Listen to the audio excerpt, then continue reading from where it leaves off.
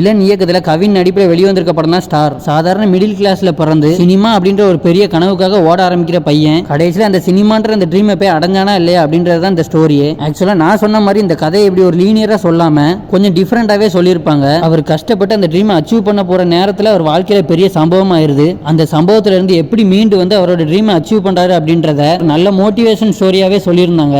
அதே மாதிரி கவினோட நடிப்பு பக்கம் வந்தோம் அப்படின்னா நடிப்பு சும்மா வேற லெவல்ல இருந்தது. சில இடங்கள்ல அவரெல்லாம் உடஞ்சு போய் அழுகும் போது பாக்குற நம்மளுக்குமே கண் கலங்கிருது. அந்த அளவுக்கான ஒரு தத்துவமான நடிப்பு இருந்தது. ஆனா அதுல இவனோட பங்கும் இருக்கு. ஏன்னா அந்த ஸ்கிரீன் பிளேக்கு தகுந்த மாதிரி இவனோட மியூசிக்குமே வேற லெவல்ல இருந்தது. எனக்கு சர்ப்ரைஸா இருந்தது வெற்றிமாறனோட கேமியோ தான். ஒரு சீன்ல வந்தாலும் அவர் படங்களை யூஸ் பண்ற ஐகானிக்கான டைலாக்க பேசி மாஸ் பண்ணிட்டு போயிட்டாரு. ஆனா அதை தாண்டி எனக்கு ஒரு பெரிய சர்ப்ரைஸா இருந்தது. என்னோட ஃபேவரட் லிஸ்ட்ல இருக்க ஒரு பாட்டு ஒரு நாளில் புதுப்பேட்டை படத்துல இருந்து. அந்த ஒரு பாட்டை இந்த படத்துல ரீக்ரியேட் பண்ணியிருந்தாங்க. உண்மையிலே வேற லெவல்ல இருந்தது. இந்த ஒரு ஸ்கிரீன் பிளேல அந்த பாட்டை கேட்கும் போதே ஒரு புது வைப்பை கொடுத்துட்டு இன்னும் இந்த படத்துல டீடைல்ஸ்லாம் நிறைய இருக்கு. அதை இப்ப சொல்ல முடியாது. படம் ஓடிடி ரிலீஸ் ஆனதுக்கு அப்புறம் பார்க்கலாம். வாழ்க்கையில கனவு தேடி ஓடிக்கிட்டு இருக்க எல்லாரும் கூட இந்த படம் கனெக்ட் ஆயிரும். இந்த படம் முடிச்சு வெளியே வரல ஒரு மோட்டிவேஷனாகவும் இருந்து நீங்க இன்னும் இந்த படத்தை பார்க்கலாம் மறக்காம போய் தியேட்டர்ல பாருங்க. அப்படியே மறக்காம நம்ம சேனலையும் சப்ஸ்கிரைப் பண்ணிருங்க.